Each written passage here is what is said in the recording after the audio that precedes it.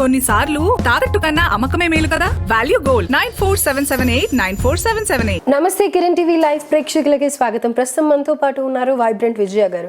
Hello విజయ గారు. Hi Priyanka. So ఇన్ని రోజుల నుంచి మనం అన్నీ చెప్తూ వస్తున్నాం మేనిఫెస్టేషన్ ఎలా అని. ఈరోజు ఎఫర్మేషన్ గురించి కావాలి. ఏం ఎఫర్మ్ చేసుకుంటే వాళ్ళు అనుకున్నది సాధించవచ్చు అండ్ అది ఎలా వర్కౌట్ అవుతుంది అనే ఫుల్ డీటెయిల్స్ ఇవ్వండి మా వ్యూయర్స్ కోసం. ఎస్ ప్రియాంక, మనీ అనేటప్పటికి ఒక ఎనర్జీ అని తెలుసు కదా. మనీ అనేటప్పుడు ఈ లోకంలోనే అది చెల్లుతుంది. అంటే ఈ ప్లానెట్ ఎర్త్లోనే మనకు వర్త్. మనీ ఎనర్జీని ఒక ఐడియా కింద తీసుకోవాలి. అంటే మనీ రావాలి అంటే ఒక ఐడియా ఉండాలి మనలో. ఒక ఐడియా వచ్చినప్పుడు ఆ మనీ అనేది జనరేట్ అవుతుంది. ఈ కాన్సెప్ట్లోకి వెళ్ళినప్పుడు ఈ మనీ అనే దానికి ఒక ఫియర్ అనేది మన దాంట్లో ఉండిపోతుంది. అంటే మనీ అంటే కష్టము, లేకపోతే there is a sub conscious mind. అందులో మనకు ఆల్రెడీ ఇలా మనీ గురించి మనకు ఒక భయము ఇవి రోల్ అవుతుంది. కాబట్టి దీనివల్ల మనీ అట్రాక్ట్ చేయడంలో చాలా ప్రాబ్లమ్స్ క్రియేట్ అవుతూ ఉంటుంది. అంటే ఛాలెంజెస్ వస్తున్నాయి. దీనివల్ల మనం ఏమనుకుంటాం, మనీ అనేది చాలా కష్టము, అంటే చాలా పని చేస్తేనే, లేకపోతే చాలా హార్డ్ వర్క్ చేయాలి, లేకపోతే చాలా చదువుకోవాలి, లేకపోతే మనము ఎప్పుడు మనీ గురించి ఆలోచించాలి, అప్పుడే మనీ వస్తుంది. ఇలాంటి థాట్స్ వల్ల మనం ఫియర్ అనేది ఎక్కువ ఇన్స్టింక్ట్ చేసుకుంటున్నాము. ఇన్స్టిల్ అవుతుంది ఏంటంటే, చిన్నప్పటి నుంచి చూసే పిల్లలు కూడా ఇప్పుడైనా మనీ గురించి ఒక భయం అనే దాని మీద ఫోకస్ పెడుతున్నారు. అంటే లోకమంతా మనీ గురించే, మనీ ఫ్రీక్వెన్సీ మీదే ఉన్నారు.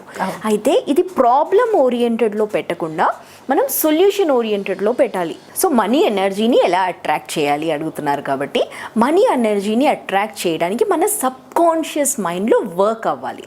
అంటే కొన్ని ప్రోగ్రామ్స్ మనం సబ్ కాన్షియస్ మైండ్కి, మన కంప్యూటర్కి మనం ఎలా ప్రోగ్రామ్ ఇస్తే మనకు అవుట్పుట్ వస్తుంది, అలాగే మనలో కూడా ఒక ఇన్పుట్ అనేది ఉండాలి. ఈ మనీ గురించి ఉన్న ఇన్పుట్ ని ఎలా ఇస్తాం మనం, మన సబ్ కాన్షియస్ మైండ్ ప్రాసెస్ అని అంటారా? థాట్ ప్రాసెస్ లో మార్పు రావాలి అంటే మనకు ఒక అఫర్మేషన్స్ అనే వాటివి మనలో మనం ఇన్స్టింక్ట్ చేయాలి. ఆ ఇన్స్టింక్ట్ చేసే వాటిని అఫర్మేషన్స్ అంటారు. అఫర్మేషన్స్ ఎందుకు రాయాలి అంటే అది మన సబ్ కాన్షియస్ మైండ్లోకి వెళ్తుంది. అది మన చేయితోటే రాయాలి. అంటే టైప్ చేయడం వల్ల అవ్వదు. అంటే ఈ ఎనర్జీలో చాలా కనెక్టివిటీ ఉంటుంది సబ్ కాన్షియస్ మైండ్తో. అందుకే రాస్తేనే మనకి ఈ అఫర్మేషన్స్ పనిచేస్తాయి. అంటే క్వాంటిటేటివ్, ఒక క్వాంటిటేటివ్ ఉంటుంది, క్వాలిటేటివ్ ఉంటుంది. సో ఈ క్వాంటిటేటివ్ రాసేటప్పుడు ఎప్పుడైనా 21 టైమ్స్ రాయాలి. ఏ టైంలో అన్నా రాయొచ్చు. మనకు 5 minutes రిలాక్స్గా ఉంది టైము అంతే, కూర్చొని రాయొచ్చు. సో ఈ మనీ అఫర్మేషన్స్లో మెయిన్ మనీ గురించి మనము ఒక మంచి భావనని తీసుకురావాలి. అంటే ఈ అఫర్మేషన్స్ రాసేటప్పుడు ఫీలింగ్స్ ఇంపార్టెంట్. ఇంగ్లీష్లో రాయాలా, తెలుగులో రాయాలా అనేది కూడా లేదు. Language is not a barrier, it's just that feelings.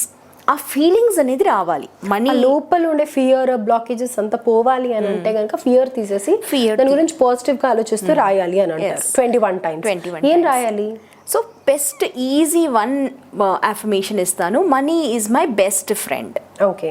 So best friend అనగానే మనకు ఒక మంచి భావన వస్తుంది కదా. అంటే ఎప్పుడైనా ఒక ఫ్రెండ్తో మనం ఏదన్నా మాట్లాడొచ్చు, ఎలాగైనా ఉండొచ్చు అన్న ఒక భావనతో మనీని మన ఒక friend. So Priyanka, money affirmations రాయాలి అంటే మనం 21 times రాయాలంటున్నాను కాబట్టి దీన్ని నేను ఆల్రెడీ మన బోర్డు మీద రాశాను. మనీ అఫర్మేషన్స్ని స్క్రీన్లో కనిపిస్తుంది. వీటిని మీరు యూజ్ చేసి, అంటే ఆడియన్స్ యూజ్ చేసిన తర్వాత you see the result. So 21 times రోజు money is my best friend. ఫస్ట్ది సో మనీ, డబ్బు నా బెస్ట్ ఫ్రెండ్ అని తెలుగులో అన్నా రాయొచ్చు, ఇంగ్లీష్లో అన్నా రాయొచ్చు, any language. However feelings are important. So fake it till you make it అంటారు.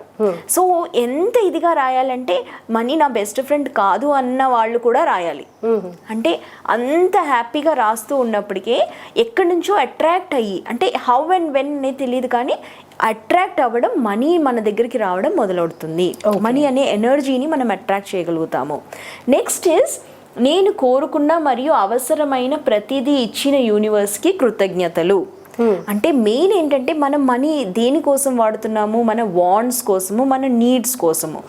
మనకు ఇవి ఆల్రెడీ యూనివర్స్ చూసుకుంటుంది అనే ఒక భావన కలిగినప్పుడు, అంటే మనం సర్వైవల్లో ఉన్నప్పుడు ఈ రూట్ చక్రాలో బ్లాకేజ్ ఉన్నప్పుడు ఈ సర్వైవల్ అనే ఎనర్జీతో కూడి ఉంటుందన్నమాట.